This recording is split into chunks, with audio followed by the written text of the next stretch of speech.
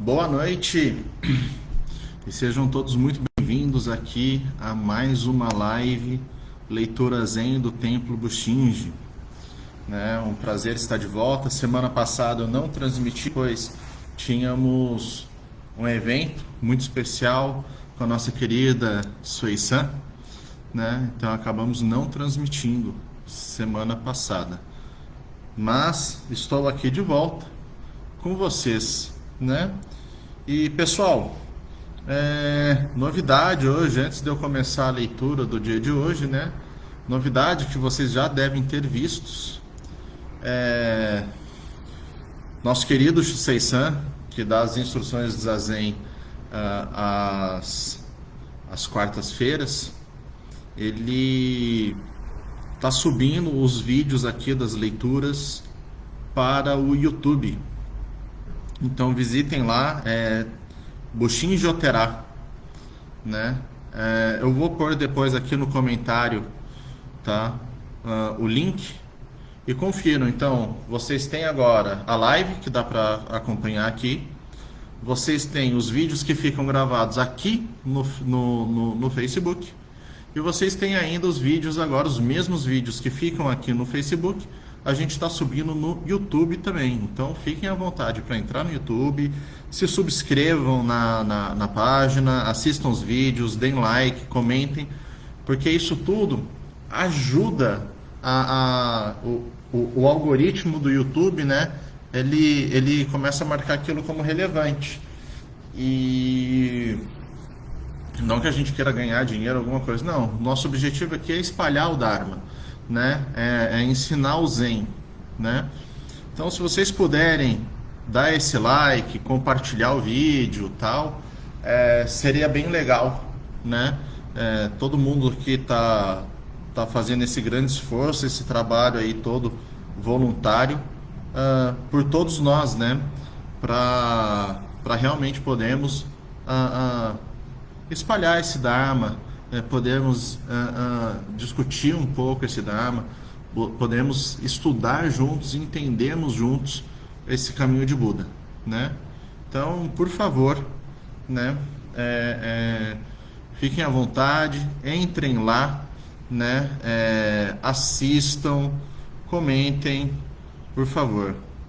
Boa noite, Anderson, tudo bem contigo? Então, o recado que eu queria dar hoje é esse. Alguns já devem ter visto os vídeos, Tá tendo lá já. Então, por favor, Acho que vai ser legal. Já estamos com 25 subscritos, Então, aqueles que puderem. E eu tô colocando aqui no comentário, o link para quem quiser então ver, para quem quiser ver, para quem quiser apoiar aí,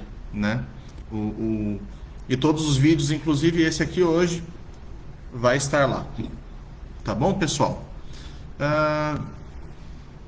Isso posto, vamos seguir então aqui para nossa leitura. Estamos lendo aqui então o Dhammapada. Hoje vamos ler o capítulo 14 dos Budas. É um capítulo relativamente longo dentro dos capítulos do Dhammapada, E normalmente os capítulos do Dhammapada, assim, tem aí o que? 10, 12 versos, Esse aqui tem 18 hoje, então um pouquinho mais longo, do que normalmente a gente tem. E pessoal, já sabe, aqui é um espaço aberto, sintam-se livres para comentar, para perguntar, para questionar, para concordar, para discordar. Nem sempre, a gente consegue ver ao mesmo tempo que eu estou transmitindo aqui, eu consigo ver o que está acontecendo aqui nos comentários, então nem sempre eu vou conseguir responder aqui em tempo real, na live, mas a gente sempre revê depois, a gente volta, a gente responde. Em alguns casos a gente responde por mensagem direta, quando é alguma coisa mais específica. Mas perguntem, e mesmo que você não esteja assistindo a live, não esteja assistindo ao vivo, se você não está assistindo isso no dia 26 de agosto de 2021, às 20 horas e 6 minutos, pergunte também, comente também, sem problemas. Boa noite, Judite, tudo bem contigo? Muito obrigado por estar acompanhando a gente, né? Que a gente volta e a gente responde também depois, né? Então, pessoal, os recados gerais eram esses e vamos então iniciar a leitura hoje de novo, né? Dhammapada, capítulo 14 dos Budas, né? Então vou iniciar. Dos Budas. Com sua vitória irreversível, vitória que ninguém neste mundo obtém, os Budas, de saber sem limites, sem trilhas, que trilha os traria de volta? Então vamos lá, né? Primeiro aqui já começa bem interessante, porque normalmente as nossas definições de um Buda são pobres, né? São um tanto quanto fracas. Não propositalmente, é realmente difícil, né, a gente ter aí uma boa resposta para isso, né? Mas começa interessante, né? Com uma vitória irreversível, ou seja, um Buda chega a um estado que é irreversível. Ok, irreversível. Vamos guardar essa informação um pouco, né? Vitória que ninguém neste mundo obtém. Como assim ninguém neste mundo obtém, né? Mas e Siddhartha, né?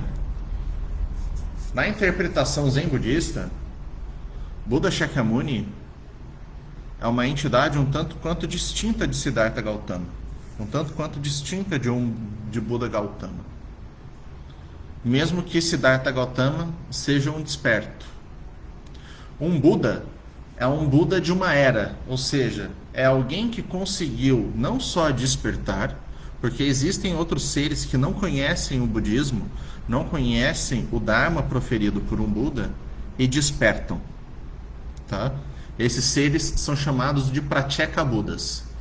São seres que despertam sozinhos, mas eles não conseguem. Qual é a diferença de um ser desperto para um Buda? Um Buda, ele gira a roda do Dharma. O que isso significa, girar a roda do Dharma? Ele consegue organizar este despertar. Então prestem atenção, ele consegue organizar este despertar em um modelo que auxiliará inúmeras outras gerações a despertarem, tá? Então, por isso que um Buda coloca a roda do Dharma para girar. É por isso que o Buda de nossa era é Buda Shakyamuni, porque nós não seguimos as regras de um outro Buda. Nós seguimos a organização, ou pelo menos o alicerce nosso é a organização de Buda Shakyamuni. Entendeu? Então, por isso que tem essa figura. Mas agora, né, no Zen a gente tem a transmissão, tem muitos outros mestres, né, extremamente importantes para o Zen, né? A gente tem Nagarjuna, tem Vasubandhu, tem Bodhidharma, Prajnatara, Huineng, puxa vida, eu posso ficar falando um tempão aqui, né? Até chegarmos em Dogen, né? E nós entendemos que todos esses seres são seres despertos. E dentro do Zen, né, cada ser desses que despertou, eles retornam, né? Eles retornam a Buda Shakyamuni. Buda Shakyamuni, então, engloba todo esse despertar, né, de todos esses seres, né? Engloba todo esse despertar de todos esses seres que estão fazendo essa força motriz para o Dharma permanecer, né? Então, por isso que é uma vitória irreversível, e a gente já vai falar dessa irreversibilidade um pouco mais, tá? Eu vou aproveitar como gancho para falar do próximo verso, né? Que ninguém nesse mundo obtém. Por que ninguém nesse mundo obtém? Né? Porque todos esses que eu citei, né? As pessoas físicas, vamos colocar assim, não são elas que se tornam Budas. Quando a gente vê o Sutra do Diamante, o que é o corpo verdadeiro de um Buda? Um corpo verdadeiro de um Buda é imensurável. Por que ele é imensurável? Ele é imensurável porque ele não conhece características. E isso vai estar ligado à irreversibilidade aqui que está se dizendo. Então esse foi o verso 1 aqui do capítulo 14. Vamos seguir em frente. Não existe mais visgo, armadilhas ou sede que os traga de volta a esse mundo. Os Budas, de saber sem limites, sem trilhas, que trilha os traria de volta? Né? Por que é irreversível, então, aquilo que um Buda conquista? Por que é irreversível o despertar de um Buda? Por que é irreversível o despertar de um ser desperto, de um Bodhisattva? Porque os Bodhisattvas são livres para caminhar, ir e vir. Por que isso? Nós todos estamos no Sansara. Mas quando a gente fala estamos no Sansara, fica parecendo que o Sansara é um lugar. Talvez o Sansara não é um lugar. O Sansara talvez seja um entendimento do nosso próprio mundo. Né? Nós entendemos o mundo a partir dos nossos condicionamentos. Porém, nós temos, né, e essa é a primeira das 9 verdades, nós temos algo que se chama dukkha, que comumente traduzimos como sofrimento. Eu, pessoalmente, não gosto dessa tradução. Quando a gente pega, e vocês vão ver em outros vídeos eu falo isso, quando a gente pega a tradução do sânscrito, dukkha significa que um eixo de roda frouxo. Né? A gente sabe que o sânscrito vem dos árias, os árias que viviam lá na região do Cáucaso, e eles desenvolveram a roda de raios. Então eles eram um povo nômade e muito ligado às suas carruagens, né? E às suas rodas. Então dukkha tem essa palavra, tem essa conotação importante de desajuste. Igual a gente fala hoje em dia, fora dos trilhos. Né? Então é um desajuste. Dukkha é um desajuste. Que desajuste é esse?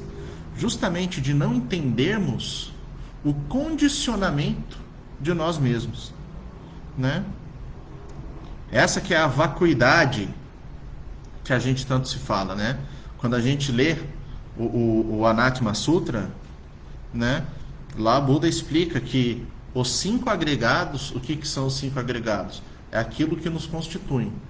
A forma, né? Ou seja, as nossas características, as nossas sensações, as nossas percepções, as nossas vontades e a nossa própria mente, as nossas próprias ideias, né? Tudo isso é condicionado, ou seja, nenhum desses 5 elementos, nenhuma dessas 5 categorias é detentora de vontade própria. É independente detentora de vontade própria. Elas são todas condicionadas ao nosso karma, né? Ou seja, condicionadas às ações pregressas que nos rodeiam, né? E há uma rede de como isso vai interligando todas as coisas.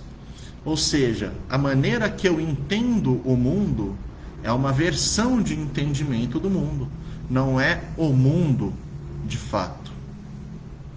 Ao ter plena consciência, ao ter pleno entendimento disso, ao entender essa vacuidade de todas as coisas, eu desenvolvo o que se chama Prajnaparamita, sabedoria perfeita, ou perfeição da sabedoria. Paramita, que significa justamente antes de saber, antes de conhecer. Justamente, como assim antes de saber? Antes que eu entenda com essa minha mente, né? Que Shunryu Suzuki chama de mente pequena, sabidamente, né? Antes de eu entender com essa minha mente. Por quê? Porque essa minha mente é condicionada. Se ela é condicionada, o único entendimento que ela pode ter um entendimento condicionado. E é por isso que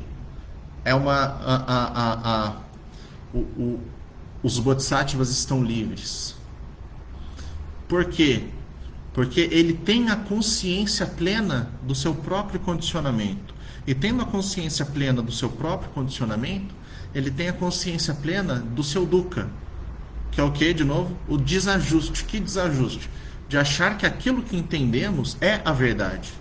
Mas não, é parte da verdade. A verdade, ela vai além disso tudo, né? Então, essa minha consciência, essa minha mente, né? Ela se torna livre quando ela compreende profundamente isso. E por se tornar livre, por caminhar livremente, ela chega nesse irreversível. Ela não cai mais nas armadilhas, né? Voltando aqui, né? Não existem mais visgos. Porque mesmo que sigamos condicionados nessa vida, e Buda mesmo era condicionado, tanto que ele morreu de uma disenteria, ele segue condicionado. Mas mesmo Siddhartha Gautama seguindo condicionado, ele chega a Buda Shakyamuni. Ele entende Buda Shakyamuni. Ele chega nesse Dharmakaya, esse corpo verdadeiro de um Buda que é imensurável. Por quê? Porque nós estamos com o entendimento sansárico aqui, com o entendimento com esse entendimento condicionado, né? E lembra que eu falei, o sansara não é um lugar, mas é um entendimento. Pela prática do Zazen, a gente vai conseguir desenvolver ou entender uma perspectiva distinta, uma perspectiva que nos permitirá entender o nosso próprio desajuste, entender a nossa própria vacuidade, entender o nosso próprio condicionamento. E entendendo isso muito claramente, não há mais grilhões que me prendem. E não havendo mais grilhões que me prendem, não há caminho que me traga de volta, pois eu sou verdadeiramente livre. Então não tem algo que me force a retornar. Aos sábios que firmes meditam na reclusão e calma plena, a esses Budas introversos, os próprios deuses os invejam. Algumas vezes eu já falei aqui, né? Os Budas são professores de deuses e demônios. Os Bodhisattvas são professores de deuses e demônios. O que isso significa? Né? Tudo aquilo que a gente possa almejar conquistar dentro do Sansara é ínfimo diante a imensurabilidade de um Buda. É ínfimo diante a imensurabilidade de um grande ser, de um ser desperto. Né? Isso quer dizer um ateísmo, quer dizer... Não. Isso quer dizer o seguinte: há algo que vai além dos próprios deuses, há algo que vai além da própria criação, porque vai além de todo e qualquer condicionamento, de todo e qualquer entendimento, né? Vai além daquilo que é fenomênico e daquilo que é numênico. Vai além daquilo que é afável e daquilo que é inefável. Por isso que os deuses invejam um Buda. Por isso que os deuses, e quando a gente lê, né, o Astasahasrika Sutra, que é o sutra da prática da sabedoria perfeita, em 8.000 versos, lá tem vários capítulos onde os deuses descem para ouvir o ensinamento de Prajnaparamita, né? Lá inclusive se diz que esses deuses e essas deidades buscam esse ensinamento, né?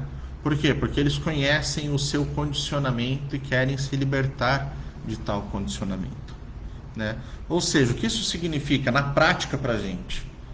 Mesmo que a gente conquiste um verdadeiro paraíso aqui na Terra para a gente, ainda assim, melhor é conquistar o pleno despertar. Pois com o pleno despertar, você estará livre. Livre do próprio condicionamento. Livre do próprio desejo. Sendo livre do próprio desejo, o que lhe resta? Essa é a grande questão. Difícil nascer como homem, difícil a vida dos mortais, difícil acatar-se o Dharma, difícil nascer de um Buda, né? Nascer como homem, né? Ou seja, nascer com condições de entender o próprio condicionamento é algo raro. E mesmo nascendo com condições de entender o próprio condicionamento, conseguir entender profundamente o próprio condicionamento a fim de se libertar do mesmo, e percebam que se libertar do próprio condicionamento não significa não ser mais condicionado. Só quero fazer esse parênteses aqui. Mas é mais raro ainda. Porque é o seguinte, a nossa própria mente condicionada tem que conseguir, dentro do próprio condicionamento, entender aquilo que não é condicionado. Entendem o problema? Né? Tem uma tirinha que eu gosto muito, de um canal chamado XKCD. Quem quiser depois coloca no Google XKCD, as letras. São várias tirinhas. Em inglês não sei se elas têm em português. E tinha uma tirinha que eram duas formigas conversando, né? E elas falam assim: nós mapeamos todos os feromônios aqui pela cozinha e não encontramos nenhuma prova de forma de vida inteligente além de nós, né? É claro que eles estão falando um pouco assim da nossa busca por vida inteligente fora da Terra, mas é interessante isso, né? Porque a gente sabe que as formigas se utilizam de uma linguagem química, elas se utilizam de vários feromônios, né? Elas seguem aqueles caminhos delas de acordo com uma série de feromônios. Se alguém for biólogo aí, eu estiver falando muita besteira ou puder corrigir melhor, por favor. Mas as formigas, elas entendem o mundo quimicamente, vamos colocar assim, né? E esse é o meu paralelo aqui com o nosso Dukkha, né? A formiga está lá achando que, como ela entende o mundo quimicamente, através desses feromônios, tudo tem que ser essa química, tudo tem que ser esse feromônio. Nós também entendemos o mundo de uma maneira humana, que é inerente a nós, né? Então nós temos um entendimento humano, nós temos uma mente humana, né? Porém, esse entendimento humano não é nada mais, nada menos do que um simples entendimento humano. Não é a realidade. A realidade está além do que de qualquer versão, né? De qualquer entendimento. Então, como que eu, com a minha mente humana, que só entende as coisas pela mente humana, vou conseguir entender algo que está além da mente humana? Por isso que Shunryu Suzuki dizia que para se libertar, primeiro você tem que se libertar. De novo, insisto, é uma questão de perspectiva. E aí que a prática do Zazen vai ser importante. Só praticando profundamente o Zazen, isso acabou de ser dito aqui, né? Só para os sábios que firme meditam, né? A gente acabou de ler no verso passado. Só praticando o Zazen nós vamos conseguir isso. Por quê? Porque é preciosa essa oportunidade que temos de termos nascido como seres humanos, né? Pois temos nascido de uma maneira que possamos entender esse próprio condicionamento nosso. E isso também nos leva a Buda. Não a nos unir a Buda como assim, eu vou me unir. Não, mas nos leva também a Buda nesse sentido desse imensurável e dessa roda do Dharma dar mais uma volta. Da gente conseguir levar este Dharma uma geração adiante. Isso é essencial para a nossa prática. Deixar de praticar o mal, praticar apenas o bem, purificar a própria mente. Este é o ensinamento dos Budas. Esses são os 3 grandes votos que nós fazemos no budismo, né? Parar de praticar o mal, praticar o bem e purificar a nossa mente ou despertar a nossa mente com todas as coisas. Porém, de novo, qual é o sentido disso? É impossível, na verdade, eu realizar isso enquanto eu estiver condicionado, enquanto eu estiver com a minha mente sansárica. Enquanto eu estou na mente sansárica, eu tento fazer isso, mas de fato não faço. Só quando eu entro nesse nível de liberdade de um Bodhisattva é que eu consigo realmente realizar esses três votos, realizar esses 3 grandes preceitos, né? Porque é o seguinte, se eu acabei de falar, né, que um Bodhisattva é um ser livre, totalmente livre, a sua mente é totalmente livre, ele está além do próprio entendimento, né? Ele está além de compreensão e não compreensão, inclusive desse imensurável. Imensurável, de novo, não por ser muito grande, mas por ser desprovido de atributos, desprovido de características. Se você for livre, suficientemente livre, para inclusive olhar para os seus próprios desejos, para inclusive olhar para os seus próprios anseios, né? E entender eles como simples desejos, como simples anseios, não ser você dominado pelos seus desejos e anseios, mas você dominar os seus desejos e anseios, por que você faria o mal? Se você não tem nenhum tipo de condicionamento, porque você pode falar assim, mas eu mataria não sei quem por causa disso. Não, mas você não tem nenhum tipo de condicionamento. Estou falando da máxima liberdade que você consiga imaginar. Por que você praticaria o mal? Por que você deixaria de praticar o bem? Né?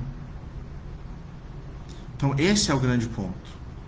Esses 3 votos, eles se concluem no terceiro. Quando eu purifico essa minha mente, ou seja, quando a minha mente deixa de repousar no próprio condicionamento, no meu próprio karma, no meu próprio entendimento, no meu próprio achismo, ou seja, quando eu purifico, quando eu liberto essa minha mente, quando eu acesso essa mente grande de Shunryu Suzuki, aí sim eu obtenho essa grande compreensão e aí sim eu naturalmente, sem esforço nenhum passo que eu der vai ser uma prática do mal, e todo passo que eu der vai ser uma prática do bem.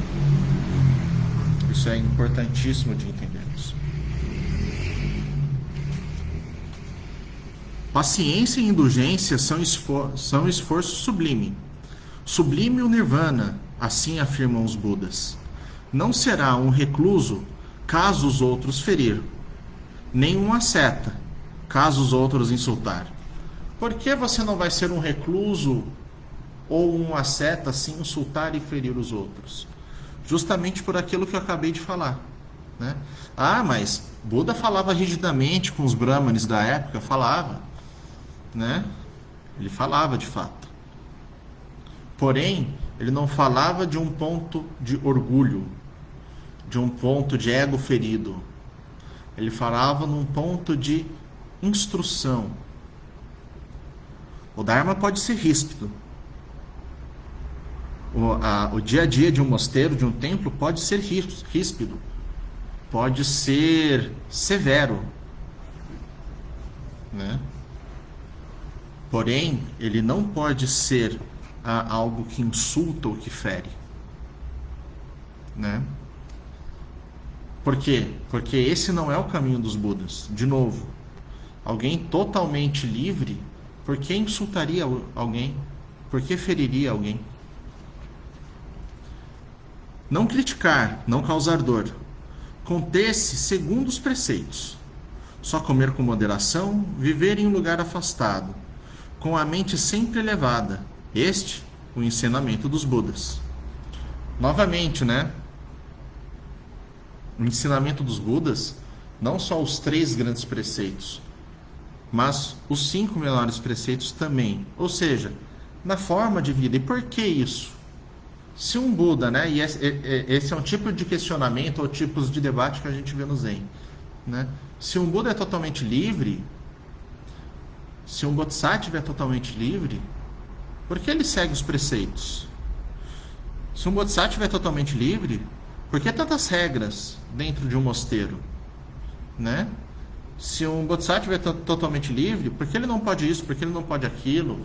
Isso não me parece liberdade. Porque ele é livre de si mesmo. E, de novo, sendo livre de si mesmo, e essa é uma ideia forte que Dogen Zenji deixa para nós, né? Nós não praticamos os preceitos para nos tornarmos Budas. Isso é um erro. Só quando formos Budas, nós praticamos de fato os preceitos. E de novo eu volto para isso. Alguém totalmente livre, por que ele não seguiria aquele modo de vida simples? Por que ele não estenderia a mão para os outros? Por que ele não auxiliaria os outros? Né? Nem com chuvas de moedas de ouro o prazer sensual se compraz, pois é deleite menor, dor, sabendo ser assim, ó sábio. E daí eu vou juntar com as outras porque são dois versos meio juntos. Sabendo ser assim, o sábio nem nos prazeres celestiais encontrará qualquer deleite. No fim dos prazeres sensuais se contenta o aluno dos Budas. Prazeres sensuais, né? Prazeres sensuais não está necessariamente relacionado a sexo, gente. Sensual aí significa dos sentidos. Todo e qualquer prazer dos sentidos, né? Ah, então um Buda não pode ter prazer dos sentidos? Pode. Não tem problema nenhum em ter um prazer dos sentidos.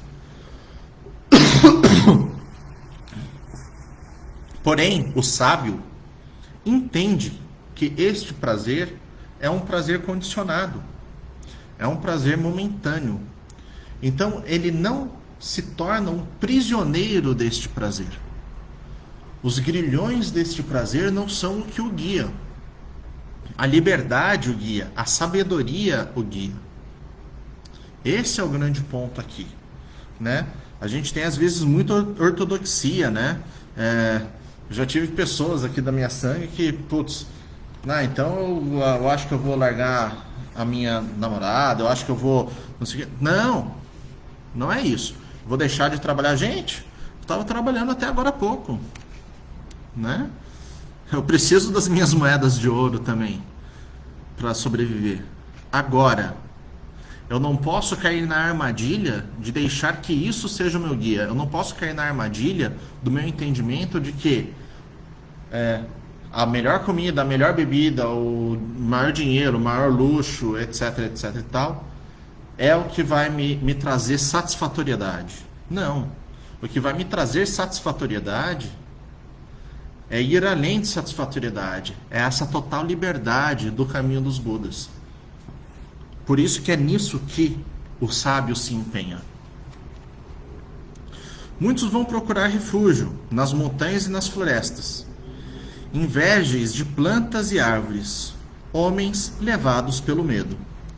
Né? Isso é bem importante, né? Porque às vezes a gente idealiza, né?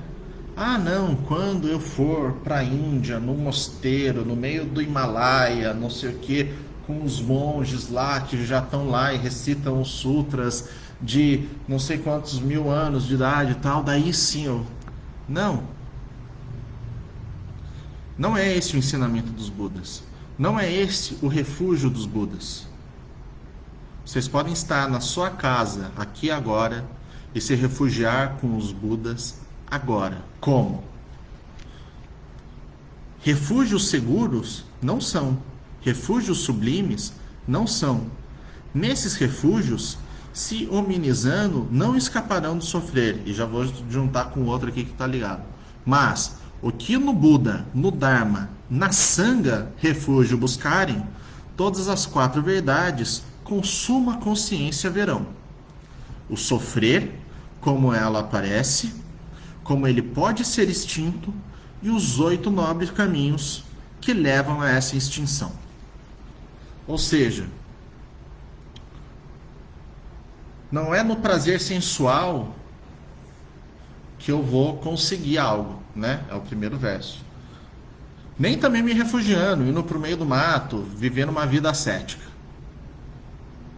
Então, aonde que é que eu me refugio? Qual que é a minha esperança para enfrentar ou para superar a insatisfatoriedade do samsara? A minha esperança está em Buda, Dharma e Sangha. Buda eu comecei explicando aqui. Buda é esse ser, né, que conseguiu organizar o Dharma para nós. Dharma, em que sentido daí? No sentido dessa realidade que eu estou falando o tempo todo aqui, que vai além dos nossos próprios entendimentos, né? Essa realidade imensurável, que não conhece forma, que não conhece atributos, que não conhece características. A verdade nua e crua, que não é nem absoluta nem relativa, que vai além de tudo. E a Sangha? O que é a Sangha? A comunidade daqueles seres que entenderam isso, entenderam essa organização de Buda e entenderam este Dharma, entenderam essa perspectiva, além da perspectiva do samsara. Se nós nos refugiarmos nestes 3 tesouros, ou seja, quando eu tenho uma dúvida, quando eu tenho algo, eu penso nisso. E eu deixo que isso me guie. Isso é me refugiar em Buda, Dharma e Sangha, né? Putz, eu tô com medo, será que eu largo meu emprego, será que eu não sei o quê? Penso em Buda, Dharma e Sangha. Não no sentido que eles vão me dar dicas práticas para eu lidar com o meu dia a dia, não. Às vezes eu preciso de dicas práticas para lidar com o meu dia a dia, eu tenho decisões melhores ou piores. Mas, qual é o meu real objetivo? Meu real objetivo é atingir esse grau de liberdade. E eu vou cada vez mais daí simplificando minha própria vida.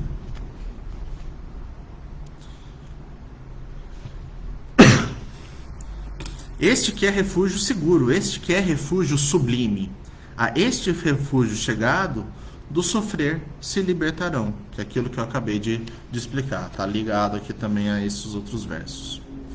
Difícil achar homens nobres, não nascem em qualquer lugar. No lugar onde nasce um sábio, só crescerá a alegria. Homens nobres aqui, né? No sânscrito eles falavam árias, né? Justamente pela origem, né? Desses povos que vieram do Cáucaso e colonizaram a Índia e tal, e Ária se tornou nobre, né? Homens nobres significa justamente esse sábio, significa justamente esse que toma refúgio nesses tesouros, esse que realiza esses preceitos, esse que realiza essa total liberdade dos bodhisattvas, dos Budas. Felicidade é quando aparece um Buda. Felicidade é ensinar o Dharma Vero. Felicidade é quando há concórdia na Sangha. Felicidade é quando há uma só doutrina. Ou seja, felicidade é quando surge um Buda no mundo, né? Se o Dharma for esquecido, mesmo que muitos consigam despertar sem o Dharma, muitos não conseguem. Então é muito feliz quando surge um Buda no mundo. E quando a roda do Dharma gira. Porque daí nós também podemos acessar este Dharma. Nós que não conseguimos, talvez, despertar sozinhos, conseguimos e tomamos esse refúgio, e tomamos um porto seguro, tomamos o caminho que muitos já tomaram antes de nós. Então nós temos essa confiança, nós conseguimos eliminar toda a dúvida, porque nós vemos aqueles que já realizaram esse caminho. Honras são para quem as merece, os Budas e os seus pupilos, que superem as barreiras do sofrer, as lamentações. E daí o último verso aqui eu já vou juntar também, que são relacionados. Dos homens que prestarem honras aos calmos, sem qualquer medo, será incalculável o bem, para quem quer que tente medi-lo. Né? Essa ideia, de novo, de incalculável o bem, né? Dessas honras geradas, tem tudo a ver com aquilo que eu estava falando do Dharmakaya, tem tudo a ver com o que eu estava falando do Sutra do Diamante. recomendo a leitura, o estudo por aqueles que talvez ainda não tenham o feito, tá? E, bem, né?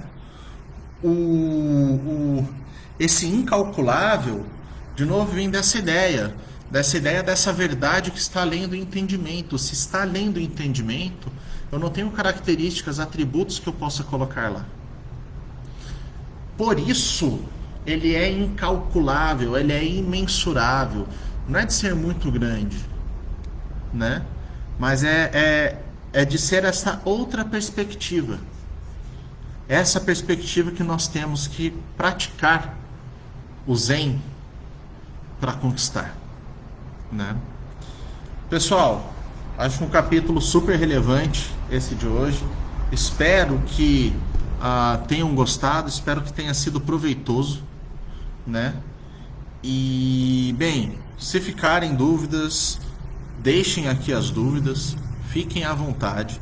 Lembro novamente, estamos agora com os nossos vídeos aqui do Facebook, os mesmos vídeos aqui do Facebook. A gente não tem conteúdo novo para o YouTube, pelo menos por enquanto não. Mas os mesmos vídeos que temos aqui no Facebook, estamos subindo no YouTube. Por favor, coloquei o link aqui, tá? Nas mensagens, nos comentários. Acessem, se inscrevam, ajudem o canal. Eu acho que seria importante, é legal aqui pra gente. E é legal também pra gente conseguir também, nós, darmos a nossa ajudinha aí para girar um pouquinho mais essa roda do Dharma, né? Então, aqueles que puderem apoiar, por favor, tá? E espero que vocês tenham gostado. Olhei rápido aqui, né? Os comentários. Tá o Adilson aqui. Boa noite, meu querido. A Grace, que está sempre aqui conosco também. Boa noite, Grace. Tudo bem contigo? A Lígia. Tudo bem, Lígia? Boa noite para você também. Flávio, para quem eu não tinha dado boa noite ainda. E para Paiva também, que está sempre aqui conosco, né? Boa noite. Judite e Anderson, já tinha falado com vocês, mas boa noite para vocês também. Espero que tenha sido super proveitoso. De novo, se ficaram dúvidas, deixem aí. Espero que minha exposição tenha sido útil de alguma maneira. Espero que eu tenha conseguido transmitir ou ensinar algo aí para vocês. Se vocês discordarem, fiquem à vontade aí também para colocar. Se concordarem também, né? E é isso, pessoal. Agradeço muito a presença de todos e uma ótima semana. E vocês que estão aqui, né? Se puderem juntar as palmas das mãos, engaixou, para fazermos a transferência dos méritos da prática de hoje.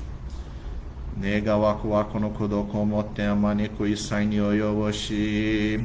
Warera to shujo to minato ni butsudo jozen koto. Jiho sanshi shifu shison busa mokosa mokoho jahurumi. Que os mestres dessa prática se espalhem por todos os cantos do universo, beneficiando incontáveis seres. Muito obrigado a todos. Uma ótima quinta-feira e um ótimo resto de semana para vocês. Boa noite.